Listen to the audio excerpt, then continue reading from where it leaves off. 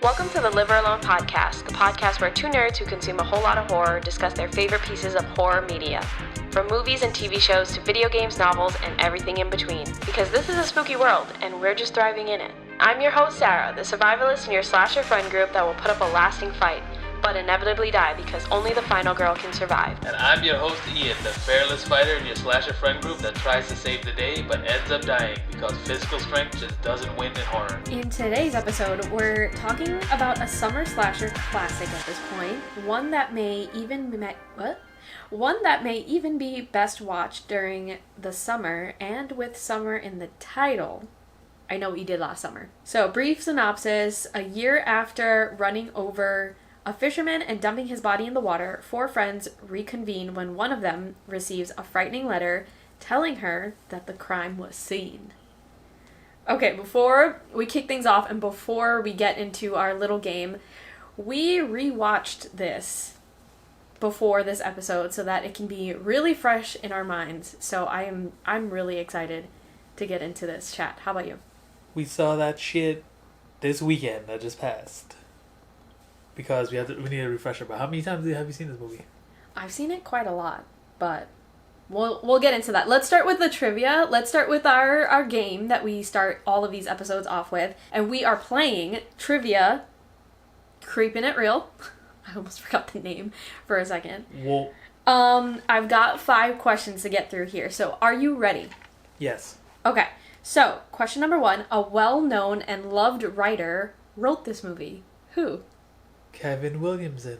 See, this question was mind-blowing to me when I wrote it, but then we went and rewatched it, and I was really hoping you weren't paying attention to the opening credits when we rewatched it. And who is that? That. So wait, hold on. So we saw it on this past weekend, and I was like, "Oh look, Kevin Williamson." And I was like, "Who is that?" I said the same thing, but and I didn't say a word. Yeah, because of that, I remembered. That's why. I didn't say a word because I was like, oh my god, I hope he freaking forgets that he noticed that. But Kevin Williamson, as many of us know, is the writer of Scream, which is... That's what I've said, but you didn't say anything. I didn't say anything because I didn't want you to ruin it. And I was like, wait a second, isn't that the guy who wrote Scream? But I never really looked into it, but I was like, yeah, it probably isn't. I had to beg you to not read the trivia because... So wait, he wrote... This movie came out in 97, right? Listen, don't dig deep yet. I got more questions and there's follow-ups. Okay, there's follow-ups. Okay. Question number 2. Another Scream queen was filming a movie in a nearby area at the same time and would visit Jennifer Love Hewitt regularly on set. Who was it? If this was 1997, then it had to be Jamie Lee. Yeah! How did you figure that? Because it was 1997. I don't know what movie she was doing. She's probably doing another Halloween, like I don't know, H2O or something. I actually don't know. But Jamie Lee Curtis and Jennifer Love Hewitt did do a movie together. They did House Arrest. And so when they realized that they were close to each other during their separate individual movie filmings, Jamie Lee Curtis would come to visit Jennifer Love Hewitt every single day just to give her a hug. That's cool. Which is so wholesome and nice. We love both of them. Just to backtrack really quickly on the first question about Kevin Williamson, this movie, by the way, almost did not get picked up. I Know What You Did Last Summer. But after Scream's success, it immediately did get picked up, and people were actually not outright fans of I Know What You Did Last Summer because it didn't bend the genre in the way that Scream did, and so it was kind of dull in comparison. Just a little fun fact to throw in there, now that we know that Kevin Williamson wrote it. But we'll talk about that just now. Yeah. Okay, so question number 3 is a true or false question. Dawson's Beach in I Know What You Did Last Summer is a reference to Dawson's Creek. True? Yeah. Wait, what year was Dawson's Creek? Dude, I can't even remember. But, did you know that Kevin Williamson also wrote Dawson's Creek? I had a feeling. Isn't that crazy? Yeah. Isn't that what is that? What kind of show is that? Drama or something? It's definitely drama forward. But I do recall when I watched Dawson's Creek, there was a few episodes that were kind of scary. And one episode in particular had scenes that looked very, very reminiscent of Scream. You probably won't know what I'm talking about, so I'm not going to mention it here, but if you know, listeners. Okay. I gotta see the shit.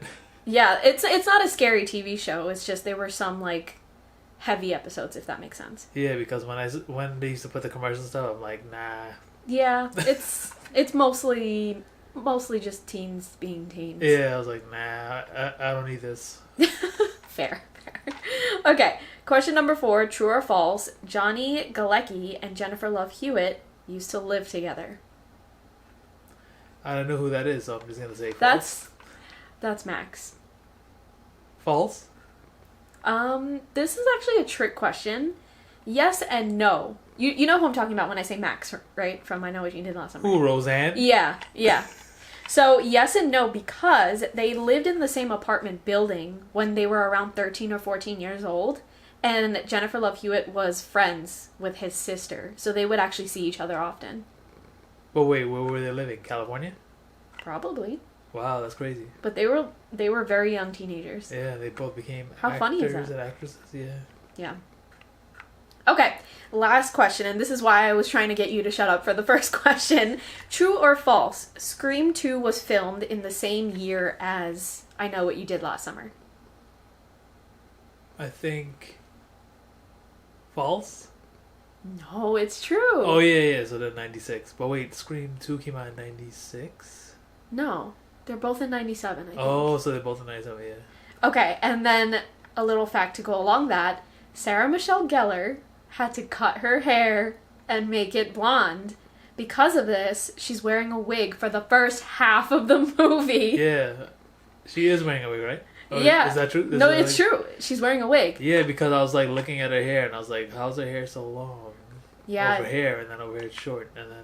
It was another question that Ian brought up when we were rewatching it, and I had to like keep my mouth shut because I was like, I know why her hair looks like that, but I'm gonna just play it off like I don't know. So wait, she was wearing a wig because she was acting in Scream also?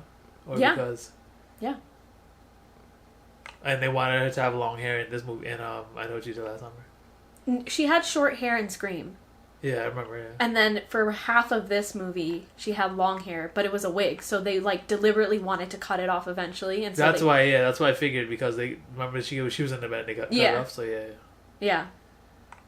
It's funny that you like questioned her hair when we were rewatching it, and you had no clue. You were just like, why is her hair so long? Yeah, because they made it so long so that you're looking at it, so I'm like, they're gonna do some shit with her hair. She was brushing it a lot. She was kind of like obsessed with it, and her sister did make a comment like, "You're so obsessed with your hair, it's pathetic." Yeah. So it was kind of funny. That's very Kevin Williamson, actually. Okay, so those are all of the questions. Let's jump into the actual discussion. Okay, so why did we pick this piece of content? I kind of foreshadowed this in our season 4 premiere, but I consider I Know What You Did Last Summer as like the summer horror movie, the summer slasher movie. I know a lot of people will think of Friday the 13th as their immediate summer slasher horror, and for me it comes number 2. I think this one is number 1 for me because I think I watched it for the very first time in the summer. Yeah, when did they release it? Did you look up when they released it? I didn't look up the date, but I sure as hell wasn't watching it when it was released. It was in 97. I was, 3 years old? I watched it much later in life. I think I saw it, 97. I was like 12. So I think I did see it because we were renting VHS tapes and, Scream came out, so everybody was like, oh shit, we gotta see this one. Yeah. So I think I probably saw it back then, but after I saw it, I didn't really go back to watch it because to me, it wasn't all that magical. Yeah, and a lot of people felt the same way as you, actually. And it was confusing. Yes, we will get into the confusing part, because after we rewatched it recently, and we've both seen it several times, we were still confused. We had to look some things up, but, yeah. So it wasn't memorable for you. Do you even remember if you watched it in the summertime? I probably did, because probably renting movies every weekend. Yeah. Or during the week, and I was just renting every single movie, because back then you just VHS, Yeah, definitely. It's one of my favorite summer horrors, like I've already mentioned a couple of times, but it's very summery. Just like the kids doing like crazy shit because they graduated high school, and they're by it's like a lake community, or it's a fisher's community. I forgot the way that they referenced it, but everybody's life is kind of revolved around the water and fishing and fish. Yeah. So it just feels much more summery. Okay, cool. So why do we like I Know What You Did Last Summer so much. First of all, do you like this movie, like, now? Because you said that you didn't really care for it back in the day.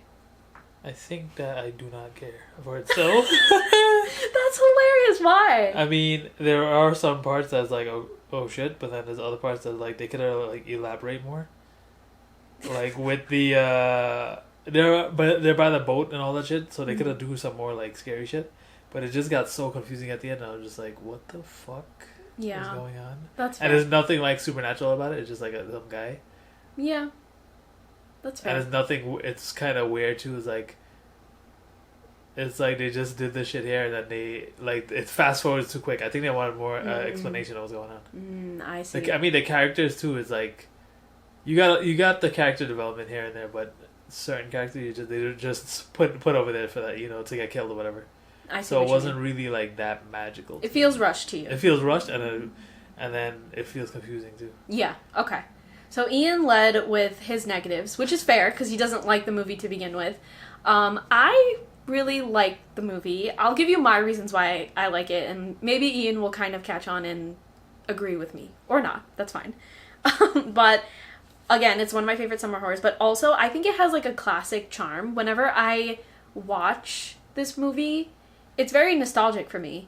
Like, the cinematography is old school, so, like, I'm immediately in the nostalgic vibes, and the story is kind of cut and dry. It's not the way that modern horror movies are anymore, where it's very philosophical, it's very psychological, there's a deeper meaning, there's layers and all of that. And we love those types of movies, and there's a space for those movies. This one is very cut and dry. Teenagers did something stupid, they fucked up, and now they are reaping the consequences. And sometimes that's, like, really fun, especially in horror, and that's what makes these summer horrors really entertaining, because you could just put it on and you can bullshit and you can you can trash the characters while you're watching it, and it's a lot of fun. So that's another reason why I like it in the summertime, because I feel like in the summertime we're just letting loose and being stupid and silly, and it encapsulates that. Yeah. Also, it's like, all right, so you remember what's his name, Ryan Phillippe? Yeah. He was just, like, acting like a big dick in there, like, the whole time. God. I'm like, you don't really have to act like a dick all the time. He's very consistently always an asshole. He's, like, over the top. And then he he would run down to to go find where the killer is, and he was like, move, get out the way. I'm just like... It's cheesy in that sense. Super like, cheesy. I know you're a dick, but... I mean, I was gonna say, like, during the time, like, this type of cheesy shit happens, but it wasn't. But Scream wasn't cheesy, even though it was in the same. Yeah, because even what's the name, Stu was acting like a dick, but then he would just be like he was a regular good. person. He was good too, but then he would be a regular person too, like be funny with it. Yeah. This guy is just like, fuck you, and I hate everybody. Very cookie cutter. Yeah, then I'm drunk, so then you guys have to take all my shit. Yeah. And I don't give a fuck about this one and that one, and my fucking car. So I'm just like, okay. You're right. You're mad corny. You bring up a good point. The characters are not nuanced. They're just like their stereotype, and they stay with it. The entire time. And Jennifer Love Hewitt, she's like, her mother's trying to talk to her, and she can't talk to her mom, but she can talk to all her friends and explain everything. But I'm like, your mother's. And then her right mom there. is like, okay. Okay, bye. Like, yeah. Fucking talk to your mom and tell her what's going on. You're right. And then who else? Okay. Yeah. Okay. We'll get to more dislikes. Okay. Zigzagging back to a good thing. I'll think of something good while you think it. Okay.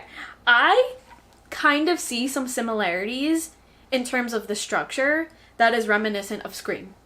There are certain things, like, okay, we were just talking about it with the stereotypes. We've got the very innocent final girl, Jennifer Love Hewitt. She kind of is reminiscent of Sydney. Of course, Sydney's far more nuanced, I think, if we're putting the two next to each other. But she gives that vibe. And then you've got, like, the very, very popular best friend, which is very interesting because I still don't understand how these two types of people would be best friends, but they are. Because she acts like the loser girl. Yeah. And then this one's like the most popular girl, so you're like, what? And then just two random guys, one super nice or seemingly super nice, and then one a super asshole. They both seem like they're probably somewhat popular. Just end up with these two random girls too. Not random, but like, it's just a random mix. Yeah. Everybody's got like very distinct personalities. But then it's kind of similar in Scream too. Everybody's got a super distinct personality. Again, more nuanced in that sense, but I see the similarities there, and I do see a similarity in the structure. Like, the movie has a beginning, middle, and end. It definitely follows a full story like Scream does in a short period of time. You don't like that, but I remember when we were rewatching it, I was saying, you could get a full story done in an hour and 45 minutes. You could, yeah, but it was just like a lot of characters and rushed and mixing all over it. I think in this instance, maybe it wasn't done really great, but it can be possible, I think, is the point I'm trying to make. Like when, yeah, like Scream. Yeah. Like in the beginning when she went to college and it was just like 2 seconds. You gotta go back home. Yeah. And they go back to the summer, you're like, what happened during college? Yeah. Like, if you would see, like, what happened, how they were all really fucked up in the head. Because I understand if you kill somebody, now that I kill somebody, nah. If you kill somebody and that trauma happens to you, like, I understand how you're gonna feel, but you actually, if I would see what happened and how they're acting in class, that I'd be like, well, even back then, you'd be like, oh shit. So I think that's why they like this. Yeah, I think they told more than they showed that. They definitely had some scenes where, like, they were yelling at each other, fighting with each other, and they were like, look at what this is doing to us, and you could see the psychological effects there, but they weren't showing it, so that's probably what you're missing. Yeah, and then, like, her sister was, like, a real bitch to her. Another super stereotype. Why do you hate your sister so much? Yeah, and there's no reason. No reason. And then her father, the funniest thing was her father was watching TV, and she's like, hey, Dad, and he completely ignored her. Like, I'm like, do you even get... What the fuck are you there? You got paid to sit down and watch TV, watch baseball? Yo, that guy is gonna go down in history, and he just literally sat there for 30 seconds. And that's how somebody came in, remember? Oh, yeah. I'm like, what the fuck is this? He was not paying attention. Yeah. I guess that was the explanation, because he wasn't paying attention. Okay, another zigzag back. When I watched this, I was young. I don't know how old I was exactly, but I just remember when I was watching it for the first time that, like, I was a kid, and these are teenagers, and these are not, like, older well, they are older teenagers. They're not young adults just yet. So they were close in age-ish when I was watching it, and it was legitimately scary to see what young people could do. Like, the way that they killed this person just by accident, but, like, everything that they did afterwards, the whole step-by-step process of, you know, dumping the body and talking through it, it was just very frightening. It's very realistic. This could happen, like, on any given day, and the way that they went about it is truly terrifying, that I could potentially find myself in a situation like this, or a friend of mine could, or it could happen just a couple blocks away from me. It's super realistic, but it's, like, really, really scary. Yeah, it's too realistic. That's probably the one thing that I do like about the movie, because, like, the way that they're acting in the beginning, and then they hit somebody, it could happen to anybody. Yeah, and it's like they have such strong personalities, and everybody had a really strong opinion about what they should do in the moment, and that's very real, and that's very scary, because the outcome could potentially be you being an accessory to murder and, you know, hiding it and shit, and that's some serious shit. Yeah, I mean, if they would have just tell somebody what happened, right? The movie would be done. But the movie would be done. But then, like, if you were in that situation and you had somebody that was really like, we cannot go to authorities, you'd be stuck in some shit because a so-called friend really didn't want to go to authorities. That's scary. Yeah, it is. That might be the scariest part of the movie. Yeah, and then if you go to the authorities, what if your friend tries to, like, kill you? So you're just like... It sets up a very terrifying reality for these people, I think, more so than anything else. Than, like, the hook and all of that, you know, flashy slasher shit. Yeah. Okay, the last good thing that I have, and then we can go into a full rant of what we dislike. The last good thing is, and I'm pulling off of the memories I have from when I first watched this, so it was scarier much then than it is now, but the very end, the scene where Jennifer Love Hewitt comes out of the shower and there's, like, a writing on the glass with the steam, it's such a fantastic setup for a sequel. Yeah. It's so good. It's like the movie is done, everything is good, Jennifer Love Hewitt is smiling, she's happy, and then that one single scene, you're like, what the fuck? And you get super scared from that, and then it ends. I think that was a really good setup. That was a good scene. Okay. Alright, hold on. Let me see if I didn't like anything else. I mean, I did like the cinematography, how the outside and all that shit was. I did like how they were by the boats. It was kind of, like, scary. And the ocean noises. Yeah, I mean, so that was pretty cool. Yeah. You know that shit terrifies me. Yeah, yeah. So that was pretty cool. I would watch the movie again. It's not like I hate it, but I'm just like, it is a classic. I know it's a classic, so I would watch it again. Like if you say you want to watch it next week, I'll watch it again. But it's just not. It doesn't hit like Scream. Yeah, absolutely. They're definitely not on the same level. But I'm actually really surprised that you dislike it, or like you have very neutral, negative feelings for it. Yeah, because I mean, if you look at Scream, look at all the characters, you like all the shit that they do. Yeah, then you're just like, look at these characters. You're like, all right, this guy's acting corny. Yeah. When you point those things out, it's not the acting; it's the way that they're portraying themselves. Like, you gotta be a dick the whole time. Yeah, it's too consistent. Like, you gotta be more nuanced. Yeah. If you're comparing, like, what's his name in the Sam? Ryan Phillip. Yeah. Like, he could have let loose and been nice a couple of times, and he was, but not really, though. Like, and then for some reason, she still loved him. Like, he was in the front of the pageant thing, and looking at her, and he's smiling and everything. But every time he had to say a fucking line, he had to fuck it up. So from there, he jumped and he's like, move!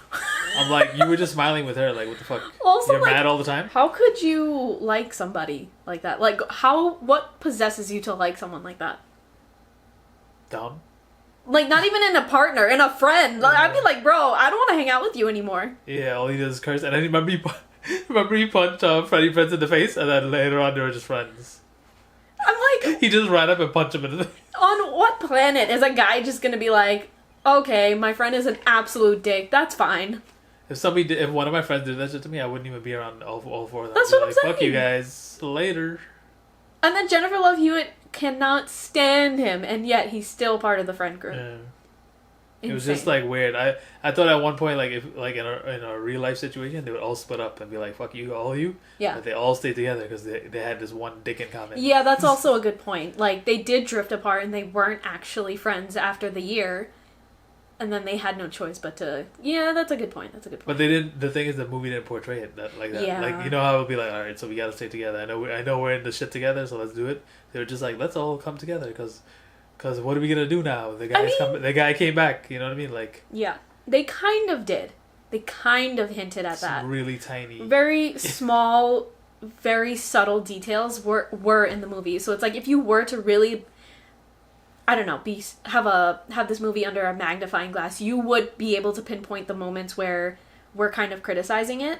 But it's so tiny. Like, you've got to kind of elaborate on it a little bit more. Otherwise, it's being overshadowed by all the other bad parts. Yeah.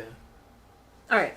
What other negatives do you have? I know you've sprinkled quite a lot of them. Oh yeah, the confusion with the killer. That shit was. I was like, what the? The confusion with the killer. This is the same shit that fucked me up in 1997. I was like, what? You're so right. And we were talking about this when we were rewatching it. Like, when it came to the end and we were getting to the part where the killer was going to be revealed. We were literally watching it and we were both like, wait, what? Who's the killer again? We had to pause it for a second because we missed it so quickly. Like, who is the killer? Then I had to go and look it up, and there's like a whole timeline that you don't actually see on the screen. It just gets explained by side characters interacting with the main characters, and you're like, oh, you're all supposed to piece that shit together? Like, it didn't come together as well as it should have. So who's the killer? I still don't know who the fuck the killer is. Wait, are you for real? Nah, it was the guy at the end. It was the guy at the end with the hook. He's the killer, that guy. Yeah, the guy at the end, the fisherman guy. But yeah, he was just killing people because he's a serial killer. He's a weird ass or some shit. No! So yeah, still don't know. Okay, so I'm not really good. Clearly, we're not good with remembering the names because, to be honest, these are some generic ass names. But anyway, the killer is a guy, a father, who was set out to kill his son. Like, he wanted to kill his son, period. Wait, his son? Or was it his daughter? No, he wanted to kill that guy. Alright, it was a father and he had a daughter. And I think he hated her boyfriend. Yes, that's what it was. Because the boyfriend got the daughter killed in an accident. In an accident, yeah. Yes. Completely different from the accident that's going on in this actual movie. Yeah, so then now he wanted to kill the son. The son. He wanted to kill the boyfriend. So he killed he killed the boyfriend. Yeah. But then why he started killing everybody else? That's the thing. He killed the boyfriend and he was like, all right, kill the boyfriend. That's all done. And then the main characters in this movie killed his son. Oh. And then he got pissed off. So he went to, seek revenge for that. Oh, so yeah, it was a revenge slash. It was very much revenge, and just like, this dude didn't die. Or wait, was it his son? Yeah, it was. If we're saying shit wrong, that just goes to show how confusing this movie is. We've seen this movie like a dozen times at this point. You should go see it and correct us. After listening to this episode, and if we're so terribly wrong, please correct us, because we know that we're messing this shit up. It was confusing. Like, half of the origin story of the killer was not explained on the screen. It was explained through random tidbits. And I think it was mostly Jennifer Love Hewitt who's trying to piece this whole thing together. So you're only seeing it through her perspective, but then you keep cutting to different scenes with everybody having their own freaking side journeys. It was a lot in 1 hour and 40 minutes, but I can see why it's dumb confusing. Yeah, but it is a cult classic. 90s classic. I still like it, even though the ending is confusing. Yeah. Well, once we figure it out, we'll let you know. After we rewatch it 5 million times, I swear we just rewatched it, and it sounds like we didn't, but we did. I gotta get like a flowchart. Like, this one did this. It's just the end part. It's just the end part, but the rest of the movie is good. Yeah, you do get the 90s nostalgia with all like the scenery and all that shit. Like, her room was all pink. Yeah. And you're like, it's like you're not gonna Barbie girl. Yeah, you're not gonna see those kinds of things anymore in modern horror movies, and so like when you watch it back, it's kind of fun. It kind of makes you miss your childhood a little bit. Simpler times. People weren't on their cell phones. They were sitting in front of their mirror brushing their hair for fun. Yeah. Like. Not on your cell phone and on TikTok. Yeah, it was simpler times. Or a TV over there, and you just watching TV. Yeah. Just combing your hair, thinking about what you're going to do next. So we're going to wrap things up, and we always end an episode off with a question to the audience. So while you're listening to us right now, you can head over to our Instagram at livealonepod, and there will be a discussion post for this episode there. And the question that we want you to answer on that post is, do you rewatch old favorites and wonder why you liked it in the first place? I feel like we dove pretty deep into that here, especially with Ian. Kind of with me too. I have you made good points on why we should dislike it. But we want to hear from you, so let us know on that Instagram discussion post. Thank you so much for listening today. If you liked today's episode and you would like to hear more from us, do us a favor and follow us on social media. Once again, that's Live or Alone Pod on Instagram, TikTok, and YouTube. We do uncut episodes on YouTube, by the way. And tune in next Wednesday, because we're going to be talking about an Indigenous slasher horror novel series, the Indian Lake series by Stephen Graham Jones. But for now, we'll see you in the kitchen with a knife.